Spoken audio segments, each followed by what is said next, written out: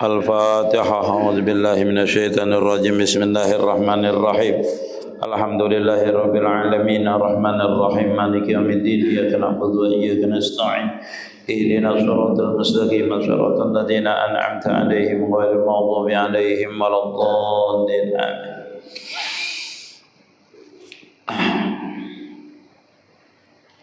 Bismillahirrahmanirrahim. Alhamdulillahi rabbil alamin. Wa bihi nasta'inu ala umuri dunya waddin. Allahumma salli ala nuril anwar wa siril asrar wa tiryakil agyar wa mittahi babil yasar Sayyidina Muhammadin al-Mukhtar wa alihi al-adhar wa ashabihi al-akhyar adada ni'amillahi wa ibdalih.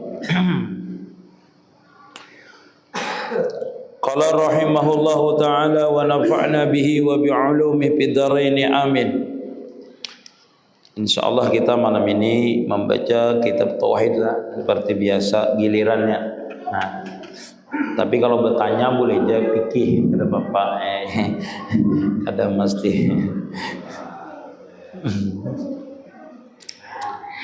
Qala rahimahullahu ta'ala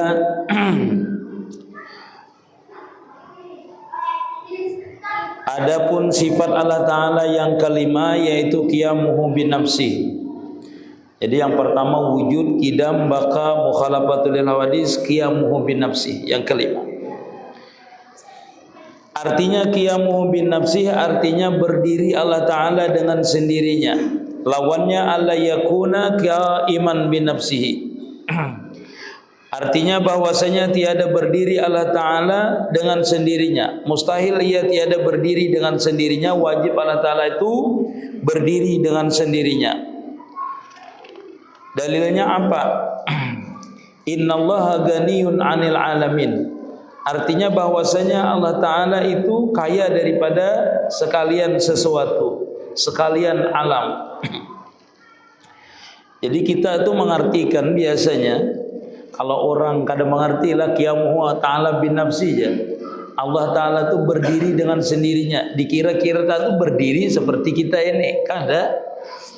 Arti berdiri itu adanya dengan sendirinya. Boleh. Artinya bukan diadakan Allah Ta'ala itu. Arti berdiri dengan sendirinya. Allah Ta'ala itu semua sifatnya itu kada berdiri dengan yang lain. Mun melihat maksudnya kadang melihat dengan mata, itu berdiri dengan sendirinya namanya. Mendengar kadang mendengar dengan telinga, kadang membutuhkan alat bahasa kita itu. Itu namanya berdiri dengan sendirinya. Makanya dalilnya wallahu ghaniyun innallaha ghaniyun 'anil alamin. Bahwasanya Allah Ta'ala ini terkaya. Dibawa dengan kalimat innallah. Bahwasanya Allah sesungguhnya. Tuh kalau bahasa Arabnya litahqiq, bujuran lah kalau bahasa kita tuh. Allah Ta'ala tuh kada berhajat dengan yang lain. Karena apa? Karena yang lain ini makhluk ciptaannya. Setiap yang diciptakan pasti berhajat kepada yang menciptakan. Kada mungkin Allah Ta'ala tuh berhajat kepada yang menciptakan yang diciptakannya. Kada mungkin. Itulah maksudnya Allah Ta'ala qiyamuhu bin nafsi. Allah Ta'ala berdiri dengan sendirinya. Maksudnya Allah Ta'ala itu terkaya. Arti terkaya itu kadada yang bisa menyamai lawan Allah Ta'ala. Yang lainnya berhajat kepada Allah Ta'ala. Nah itu bahasa kita itu adalah ibtikar yang lain. Ibtikar itu berhajat kepada Allah Ta'ala. Kalau orang bahari mungkin dalilnya lah itu ibtikar namanya. Berhajat yang lain. Mustahil Allah Ta'ala itu jadi ibtikar. Berhajat. Fakir maksudnya berhajat kepada yang lain. Jadi jat Allah Ta'ala itu kalau kita memandirkan masalah jatnya lah, Allah Ta'ala itu ada dengan sendirinya. Makanya Allah Ta'ala itu bersifat wujud. Makanya Allah Ta'ala itu bersifat qidam. Kada ada awal bagi wujudnya. Kalau ini ada awal bagi wujudnya, Allah Ta'ala itu berarti Allah Ta'ala itu berhajat kepada sesuatu yang menjadikannya. Contoh seperti kita. Amun Allah Ta'ala itu kada bersifat qiyamuhu bin nafsi, berarti berhajat dengan makhluk, berhajat dengan yang lain. Berhajat Allah Ta'ala itu wujudnya itu ada yang menyediakan. Berarti Allah Ta'ala kada bersifat qidam. Bila kada bersifat qidam, pasti Allah Ta'ala itu kada bersifat baqa sudah. itu otomatis nyatakanlah bila jad nih lah, bila sesuatu barang tuh ada awalnya, itu pasti ada akhirnya. Dalam artian bila sesuatu itu ada awalnya tuh ada nama menjadikan enggak? Berarti sifatnya adalah baharu. Bila sifat baharu pasti kada baka, artinya berakhir. Seharat-haratnya orang di dunia ini pasti ada akhirnya. Bahkan dunia ini seharat-haratnya dunia apa aja itu pasti ada akhirnya. Dunia ini karena menunjukkan bahwasanya dia kada baka namanya. Kada baka dan berhajatnya itu kepada sesuatu yang membakakannya. Namanya nanti di dalam ilmu tauhid ini namanya imdad namanya. Kita nih dijadikan Allah Ta'ala asalnya air mani, setitis air mani itu sampai menjadi itu segumpal darah. Habis itu darah itu menjadi segumpal daging. Habis itu ada tulang. Sampai kita lahir ini itu berhajat kepada imdadnya Allah Ta'ala. Arti imdad itu artinya senantiasa Allah Ta'ala itu memberikan rahmat dengan kita. Hingga keluar kita ini kan langsung berpikir bang, wa ja'alakumus sam'a wal absar wal afidah qalilan ma tazkurun, di dalam surah Sajadah itu. Jadi kita ini dijadikan wa ja'alakumus sam'a wal absar dulu. Kita habis lahir itu kekanakan ini kada berpikir kada dulunya. Wa ja'alakumus sam'a wal absar. Dijadikan dulu kita ini mendengar, melihat dulu. Nah, itu bisa juga tertib mendengar aja dulu kekanakan tuh belum melihat. Karena waw itu bisa maknanya li jam'i ataupun li tertib namanya. Jadi bisa jadi kita itu mendengar dulu kekanakan lagi halus itu mendengar jadinya. Habis itu hanya melihatnya. Habis melihat hanya wajalakumus sama wal absar wal afidah, baru dia ada perasaan kekanakan tuh. Hanya bila lapar aja menangis biasanya. Nah itu, jadi bertahap-tahap kita itu dijadikan, itu menunjukkan bahwasanya kita ini baharu, kada kun fayakun sebenarnya langsung jadi wadah kita ini. Nah, setelah itu kita mendengar sempurna, mempunyai akal yang sempurna, habis itu mempunyai penglihatan yang sempurna, sampai di akhirnya kita ini kayak itu pulang. Akal kita berkurang, tenaga kita berkurang, penglihatan kita berkurang, sampai akhirnya meninggal kembali. Itu menunjukkan bahwasanya kita ini berhajat kepada imdadnya Allah Subhanahu wa Ta'ala untuk menjadikan kita ini sempurna dari awal sampai akhir, dari tidak ada menjadi ada, habis itu kada ada lagi. Itu menunjukkan bahwasanya kita ini kada ganiyun anil alamin. Nah disinilah kita memusahadahkan namanya ibtikar kita tuh terhadap Allah Ta'ala, merasa makan sifat qiyamuhu bin nafsih pada diri kita. Kalau Allah Ta'ala itu nyata sudah, kada berhajat dengan itu, dengan dikekalkan sebenarnya itu tidak. Kita lah yang berhajat. Disinilah kita menyadari bahwasanya seluruh yang punya kita ini adalah kepunyaan Allah Ta'ala. Kalau kita menghayati sifat ibtikar tadi itu, sifat qiyamuhu bin nafsih, merasa makannya kayak apa, memesrakannya. Kita harus mengetahui bahwasanya seluruh yang ada pada diri kita ini la tataharraku jarrah illa biiznillah, karena bahajat tadi itu. Ibarat ulun ini menjadikan inilah, maka ini bahajat dengan ulun. Berhajat namanya. Setiap yang dijadikan itu berhajat kepada yang menjadikan. Nah, makanya dalam kita mempelajari ilmu hakikat, ilmu tauhid ini, kita harus tahu bahwasanya seluruh alam ini termasuk diri kita ini majar kenyataan sifat. Apa itu majar kenyataan sifat? Yaitu kita ini adanya itu diulah oleh Allah Ta'ala dengan sifat kudrat iradatnya dan ilmunya. Sempurna ilmu itu meliputi akan setiap yang dijadikan. Sempurna iradat itu akan setiap yang dijadikan. Sempurna kudrat itu akan setiap yang dijadikan. Maka kita ini adalah kenyataan sifat yang sempurna. Makanya kalau orang ahli tauhid itu memandang orang itu bagus. Kenapa? Memandang orang ini kada bisa menghina orang. Kenapa? Karena kalau orang ahli tauhid dia memandang pasti yang menjadikan, bukan yang dijadikan. Karena yang diliputinya. Amun pian tu cinta benawan acil bungas di warung. Kisah aja inilah. Cinta benar wan acil tu bungas benar di warung. Sidin baulah wadai hangit. Angkat dosa acil gini besarikan bini pian aja. Bini pian tu bungas benar, sayang benar pian dengan bini pian. Itu karena pian cinta benar itu walaupun nasi hangit tetap pian tak kurihing. Kenapa? Karena di limping itu hadir bini pian lempungas tadi itu, nang pian cintai tadi itu. Ayo bujuran ini. Kalau kita memandang sifat Allah Ta'ala itu sempurna aja semuanya, karena kan ada celah sifat Allah Ta'ala itu, makanya kita mengatik tasbih lah, subhanallah aja kita lah, subhanallah, subhanallah, subhanallah. Tahu lebihan artinya subhanallah itu? Ada tahu guru ohnya bila imamnya subhanallah, ulun subhanallah juga, subhanallah, subhanallah, imamnya limpat, ulun kurang. Kada tahu juga subhanallah itu artinya napo?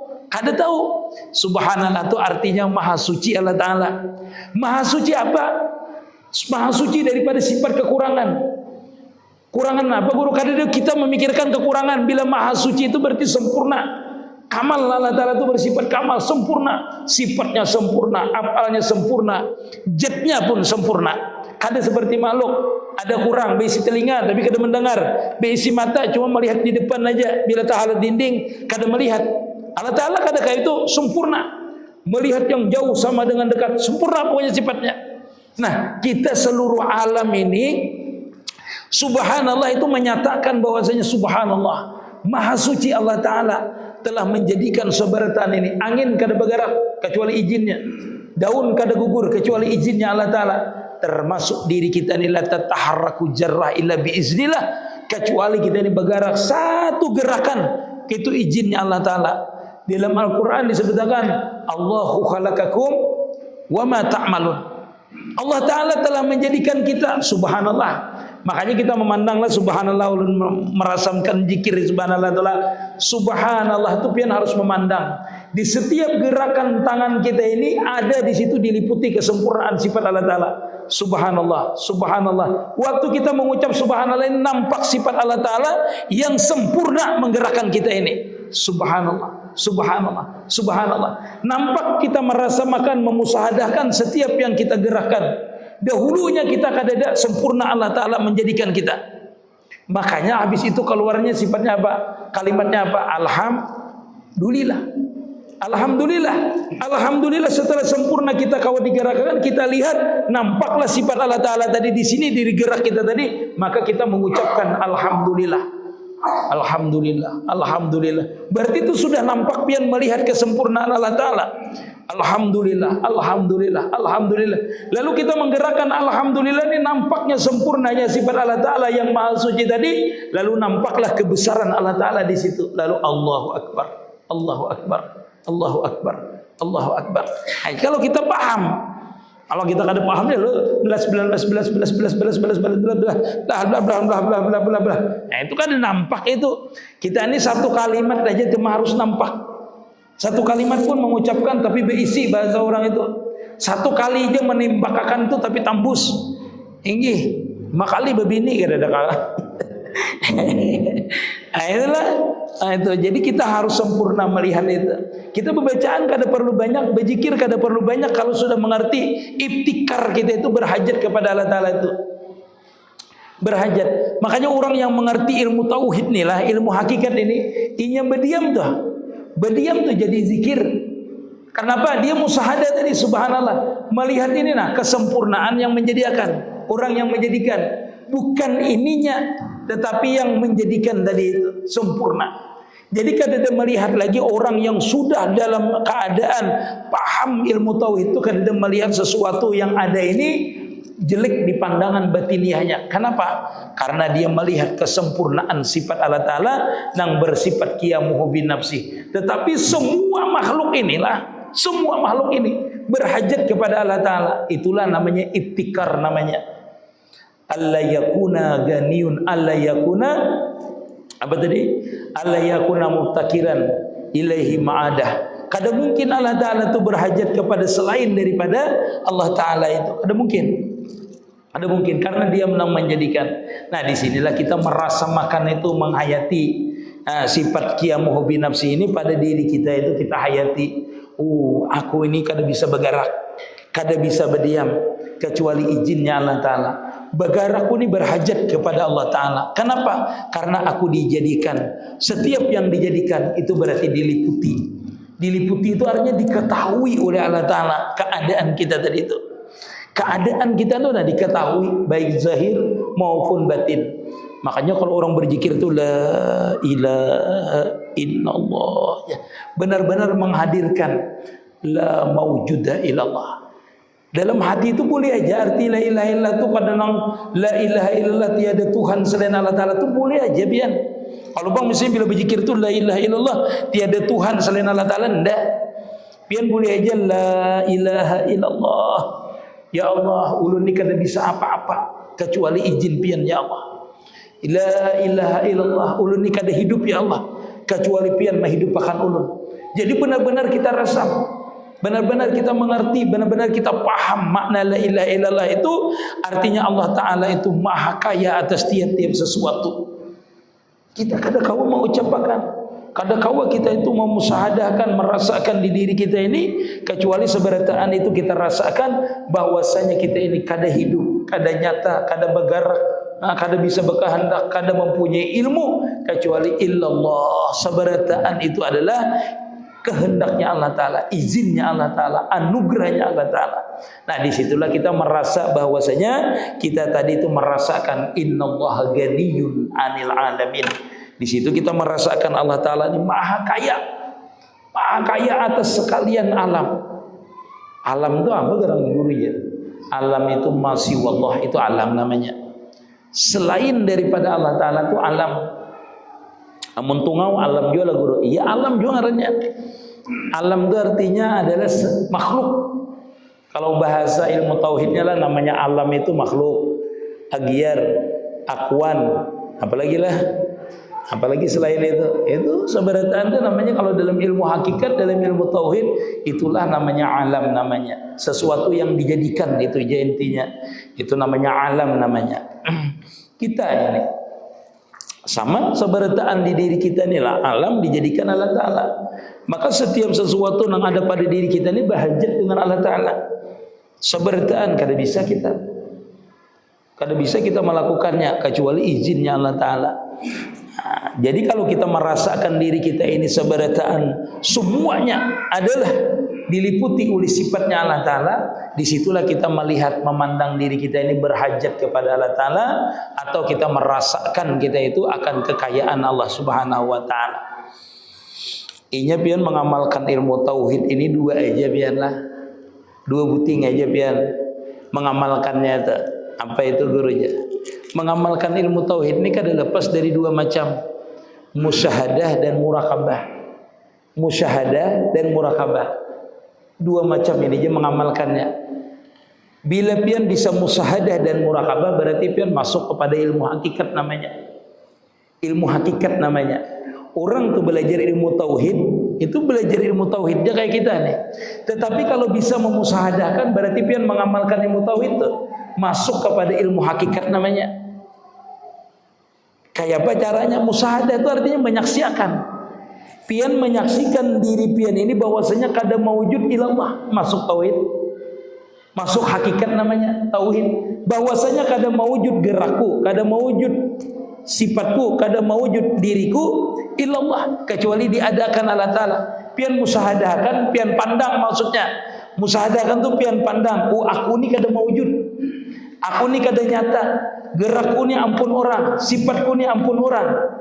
Itu berarti pian masuk kepada ilmu hakikat. Hakikatnya siapa yang menggerakkan? Yaitu Allah Ta'ala. Itu masuk kepada ilmu hakikat namanya. Mengamalkan tauhid tadi. Ambian sudah. Nah masuk ke dalam ilmu hakikat. Wah aku ni berdudukku ni kada bisa, berpandirku ni kada bisa, mendengarku ni kada bisa ilallah kecuali izinnya Allah Ta'ala. Nah masuk ke dalam ilmu hakikat namanya. Kita memandang diri kita ini zahir syariat namanya. Syariatnya aku bisa duduk, syariatnya aku bisa sembahyang, syariatnya aku bisa berzikir, syariatnya aku ini bisa melihat, mendengar dan sebagainya. Pada hakikatnya semuanya ini kada ada. Kalau kada bisa aku lakukan kecuali izinnya Allah Ta'ala. Nah itu masuk dalam hakikat namanya. Nah itu namanya musyahadah namanya. Pian menyaksikan diri pian ini kada bisa apa-apa kecuali izin Allah Ta'ala. Berarti pandangan pian itu yang menggerakkan ulun, yang memampukan ulun beribadah adalah Allah Subhanahu Wa Ta'ala. Masuk ke dalam musyahadah di dalam hakikat namanya. Satu. Kalau murakabah bang seperti apa? Murakabah itu pian berdiam aja. Pian rasakan seluruh diri pian ini kada maujud rasakan. Pian rasa makan diri pian ini bahwasanya aku ni kadada. Rasakan sifat Allah Ta'ala meliputi kita. Adanya aku ini seberatuan dilihat oleh Allah Ta'ala, didengar oleh Allah Ta'ala, diliputi kudratnya Allah Ta'ala. Gerakan badan sedikitkah? Bersuara sedikitkah? Rasakan di situ mampunya kita bersuara itu izinnya Allah Ta'ala. Murakabah namanya. Merasa makannya seperti apa, meyakinkannya. Nah ini amaliyahnya. Orang beramaliyahnya. Berzikir namanya. Berzikirnya dengan apa? Yaitu dengan zikir napas biasanya orang itu. Zikir biasa kada apa-apa, la ilaha illallah, kada apa-apa. La ilaha illallah. Berdiam pian mengucapkan la ilaha illallah itu la ilaha illallah. Rasakan dengan napas pian la maujudah. Matikan diri kita di dalam hakikat bahwasanya aku ni kada hidup. Pejamkan mata pian. Habis itu buka mata pian, la ilaha illallah. Nyata seluruh diri kita ini adalah kepunyaan Allah Ta'ala. Kalau orang berzikirnya lain zikirnya itu. Biasanya orang zikir nafas itu hu Allah. Hu Allah, hu Allah. Jadi pian harus tahu memasukkan hu Allah itu. Mutu qabla anta mutu. Ketika kita menarik nafas, hu, rasakan di dalam hati itu la maujuda, la kudrata, la hayata. Rasakan sampai bujur-bujur kita kadang merasa bahwasanya ada kita ini. Habis itu baru kita buka mata kita, kita lihat Allah. Lihati diri kita. Bahwasanya diri kita ini ada, ini adalah kenyataan sifat dan apalnya Allah Ta'ala. Majarnya. Rasakan terus itu seperti itu. Nanti kita akan merasakan benar-benar mati dalam keadaan, dalam ilmu hakikat mati bujur-bujur. Tidak merasakan mempunyai apal, mempunyai sifat dan mempunyai zat. Disitulah namanya kita ma'rifat, terbukanya sifat Allah Ta'ala, terbukanya apal Allah Ta'ala, terbukanya zat Allah Ta'ala. Dalam artian kita diberikan pemahaman, diberikan kema'rifatan, di mana kita ketika itu merasakan jazbiyah, merasakan tidak mempunyai apal sama sekali. Setiap kita bergerak nampak kenyataan Allah Ta'ala tadi. Kalau kata itu kada bisa. Karena kita misalnya ulun tadi membini pian itulah, membini pian tuh. Yang berulah-ulah bini pian itu harus pian rasa makan. Bahwasanya di bini limping ini karena bini pian. Adanya ini karena bini pian.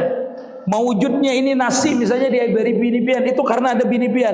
Maka pian musahadah kan di limping tadi itu ada sidin tarus, meliputi tarus. Nah itu akhirnya pian akan diberikan senang melihat nampak. Kenapa? Karena pian sering memusahadahkannya, sering menyaksikannya. Begitulah dengan diri kita tadi itu.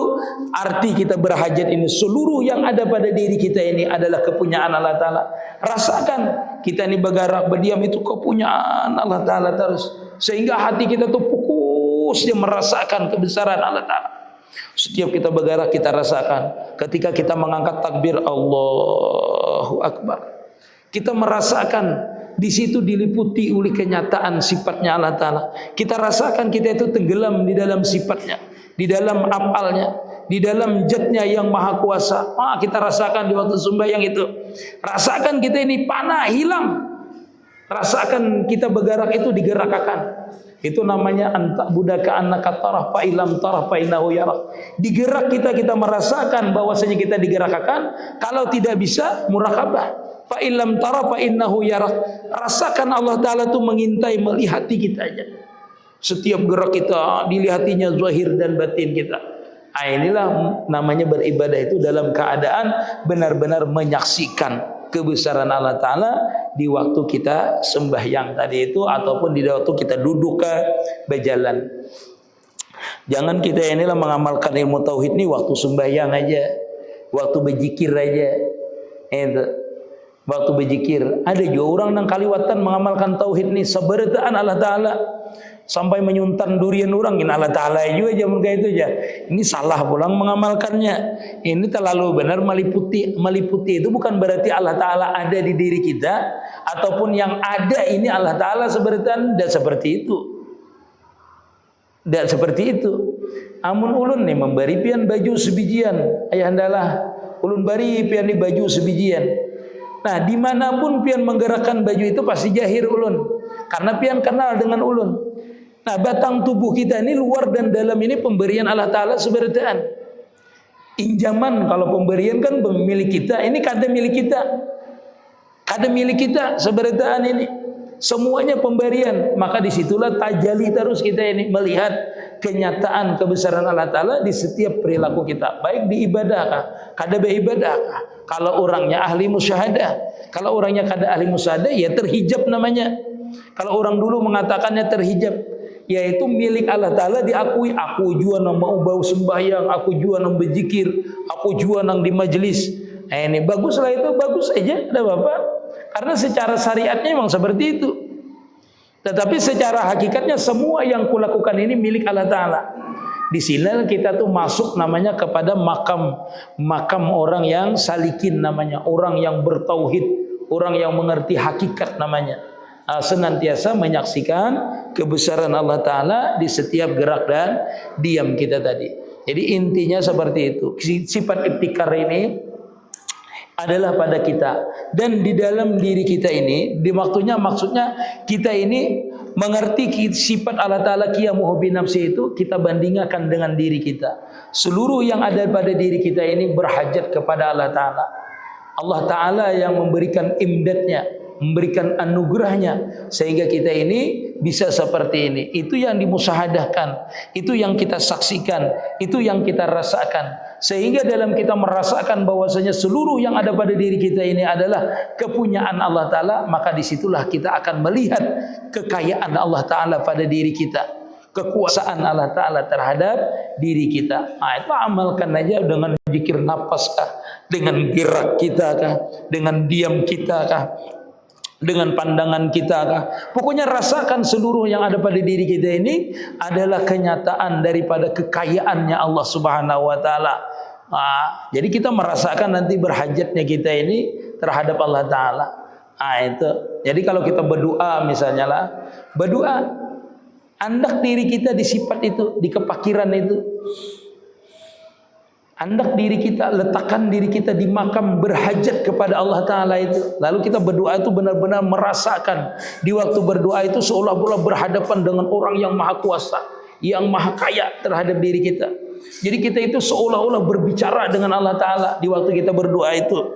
Itu mustajabah doa. Kenapa? Karena kita meletakkan titik diri kita ini yang terendah.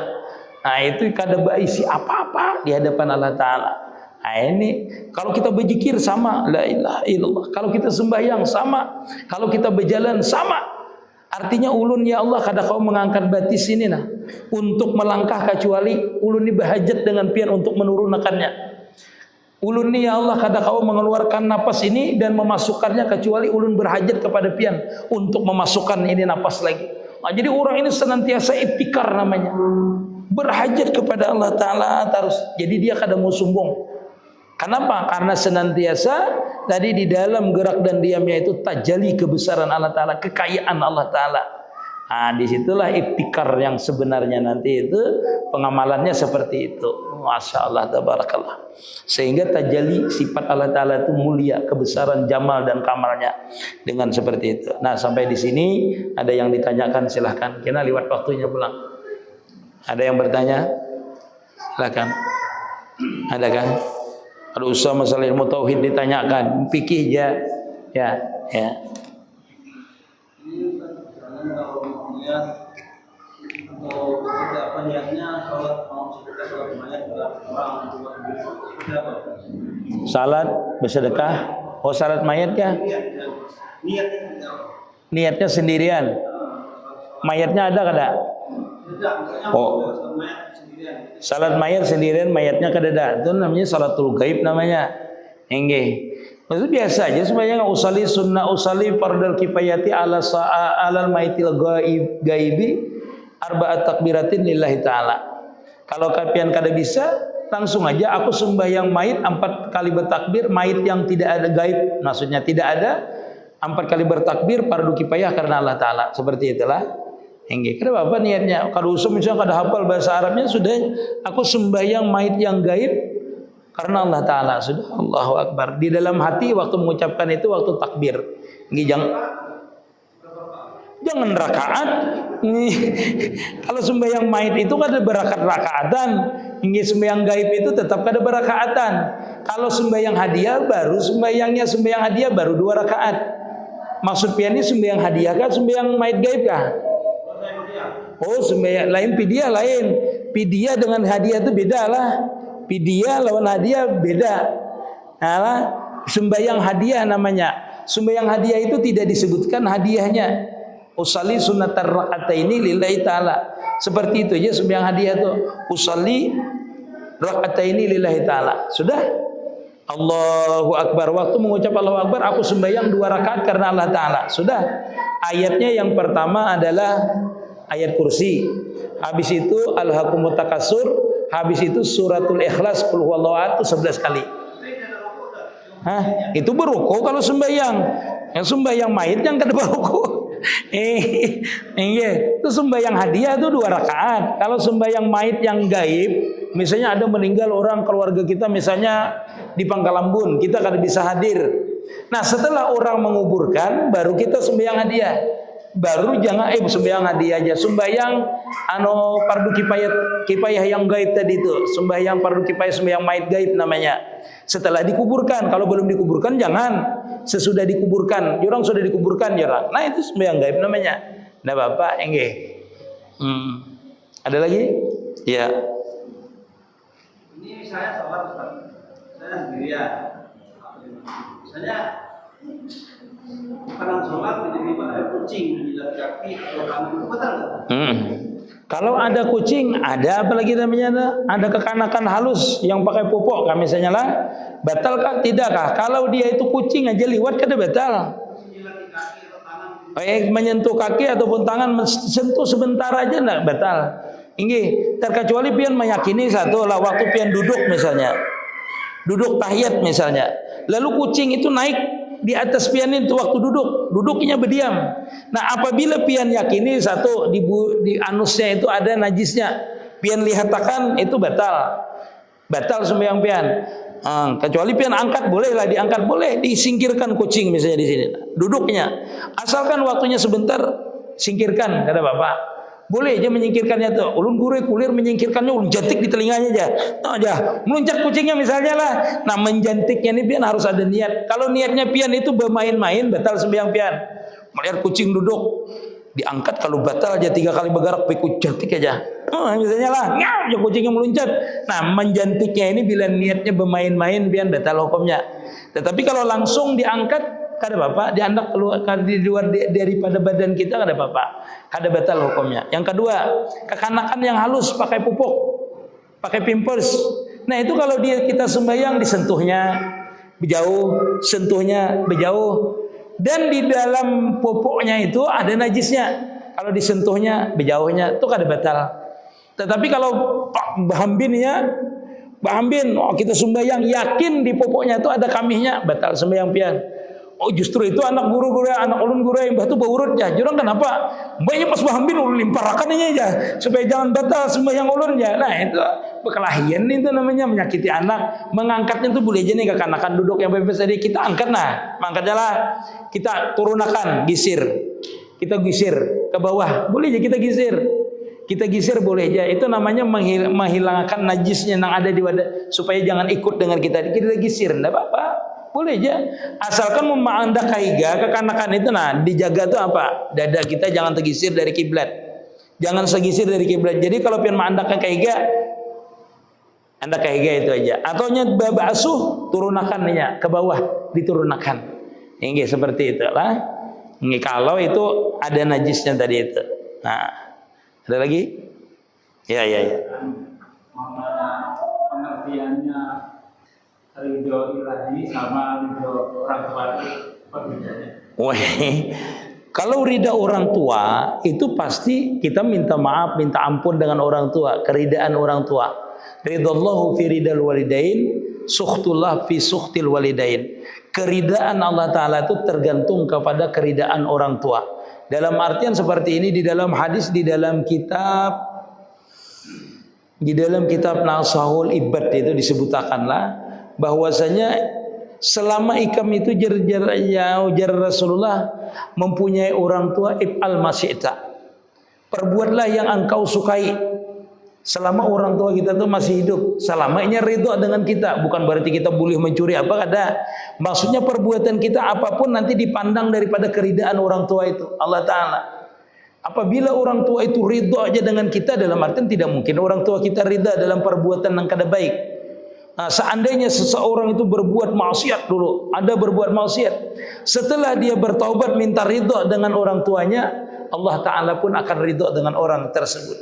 Nah, jadi kita itu sebenarnya dengan orang tua itulah, jar orang bahari itu bahasanya, orang tua kita tuh Tuhan di dunia, bahasa kita itu.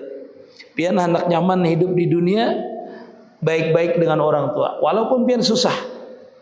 Pian susah dengan di dunia ini susah. Tetapi kalau dengan orang tua baik itu semuanya lancar kena. Lancar seberataan. Dalam artian senak, sebegitu juga dengan anak kita. Senakal-nakalnya anak kita tuh doakan terusnya jadi orang baik. Jangan sudah nakal disambeti balang-balang, balang-balang, akhirnya diserbujur bebalangnya sampai ke rambut-rambutnya bebalang. Nah inilah, jadi kita itu Allah Ta'ala itu maksudnya memberikan keridaannya itu, menarik dia itu dari jalan yang asalnya kada dapat hidayah. Asalkan kita aja orang tuanya mendoakan aja, nanti ditarik oleh Allah Ta'ala dapat hidayah. Artinya dia mendapatkan keridaan Allah Ta'ala itu kembali kepada jalan yang baik. Dengan sebab apa? Dengan sebab doa kita tadi itu. Jadi anak itu nakal kah? Apakah? Doakan inya supaya inya baik. Nanti Allah Ta'ala memberi petunjuknya seorang kena untuk kembali kepada jalan Allah Ta'ala, sehingga mendapatkan keridaan Allah Ta'ala. Dengan sebab apa? Orang tua tadi yang mendoakan. Nah itu. Makanya di dalam ilmu hakikat lah, di dalam ilmu tasawuf itu, kenapa orang itu misalnya ahli maksiat bisanya berubah menjadi baik? Itu ada beberapa sebab, diantaranya adalah karena doa orang tuanya atau doa kakeknya. Atau kakinya dulu mendoakan misalnya, ya Allah, mudahan juriat ulun ini termasuk orang-orang yang baik. Kita nakal, tak boleh berkat doa tadi. Makanya kita ini berdoa tuh sampai hari kiamat, mudahan keturunan ulun ini baik. Dengan sebab itu. Yang kedua, itu bisa jadi karena inya berbuat baik, atau orang tuanya berbuat baik. Orang tuanya anaknya nakal, tapi orang tuanya ini ketujuh bersedekah. Dengan bersedekah itu mudahan anakku menjadi baik. Ini ubat pian sebenarnya, kada usah minta ubat dengan tuan guru, minta banyu, dah usah. Pian itu nabila bersedekah, mudahan anak ulun ini jadi alim, mudahan anak ulun ini nakal jadi baik inya. Tuh kayaknya menjadi baik anaknya tuh ditarik oleh berkat pian bersedekah itu. Atau pian rancak bailang kepada orang alim, anak pian nakal, rancak bailang kepada tuan guru, kepada orang nang alim, umpat pengajian pian itulah, umpat majelis ta'lim, umpat orang bermaulidan, niatakan di situ pian bawa banyu kah apa kah, pian bawa di situ banyu, dan pian duduk di majelis ta'lim ni, mudahan ulun dengan duduk di majelis ta'lim anak cucu ulun kina orang nang ahli ilmu bisa jadi alimnya. Itu ditarik nangnya dengan berkat kita tadi itu.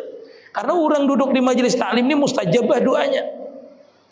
Selama pian duduk di sini, malaikat tu memintakan ampun terus dengan pian, memintakan ampun dengan pian.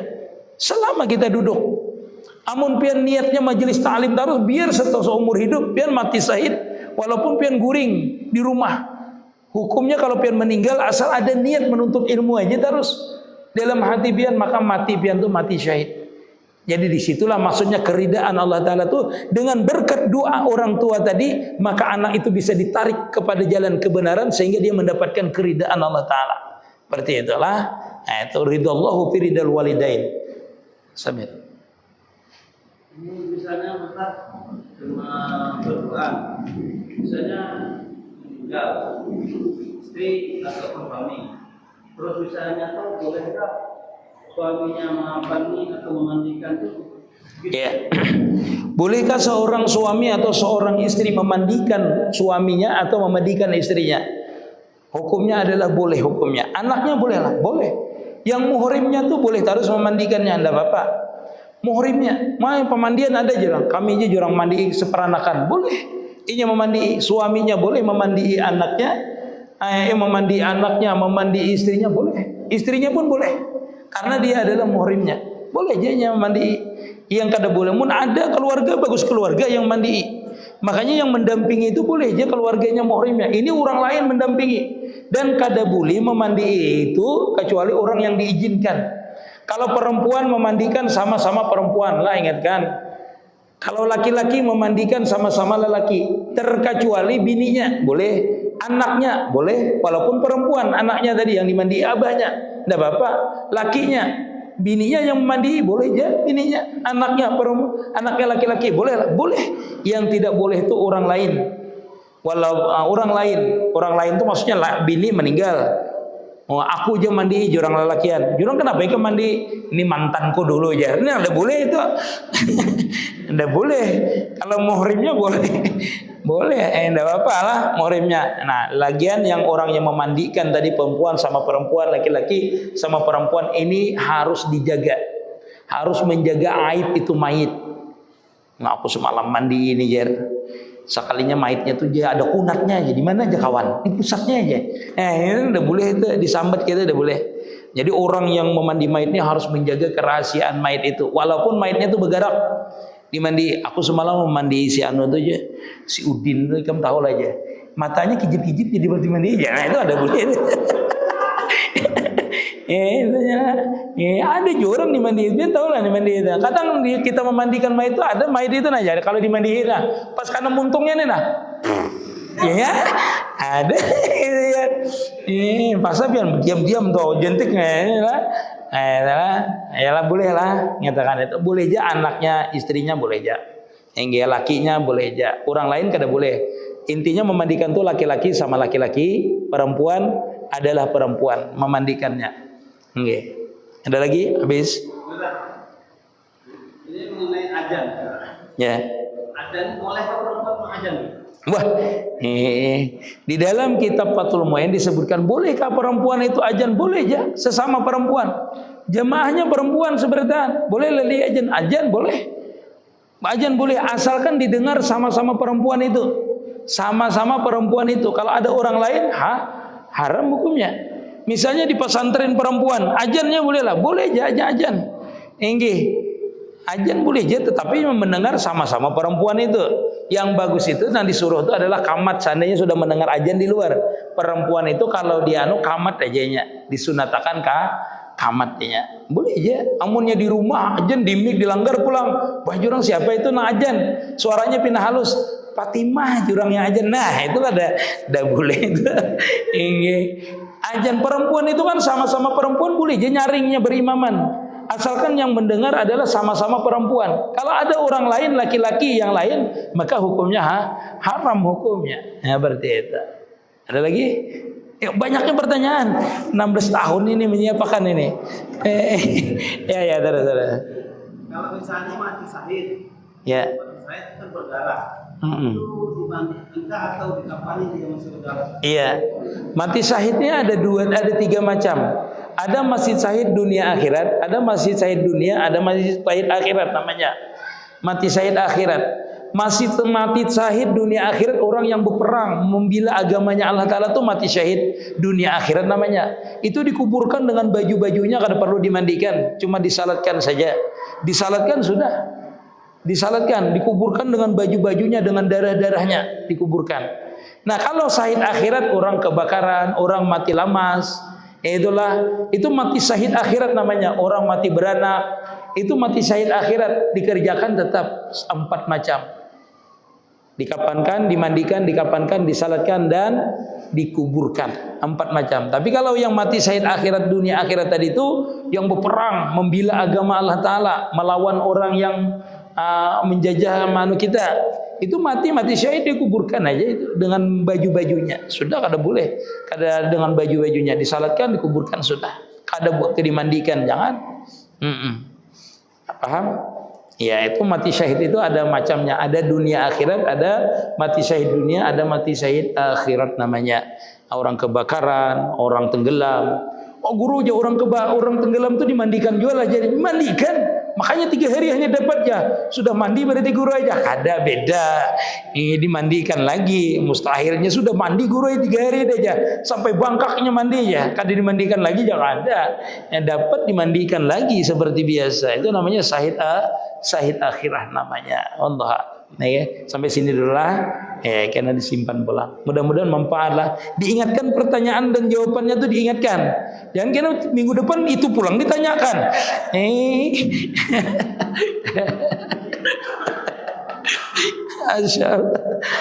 Masyaallah. Ya Rabbi bil Mustafa bala maqasidana wa fir lana ma madha. Wasi'al karami ya Rabbi bil Mustafa bala maqasidana fir lana ma madha ya wasi'al karami ya Rabbi bil Mustafa bala maqasidana wa fir lana ma madha ya wasi'al karami ya Allah biha ya Allah biha Ya Allah biha ya Allah biha ya Allah bi husnil khatimah ya Allah biha Ya Allah bi husnil khatimah. Ampun maaf minta ridha minta halal insyaallah.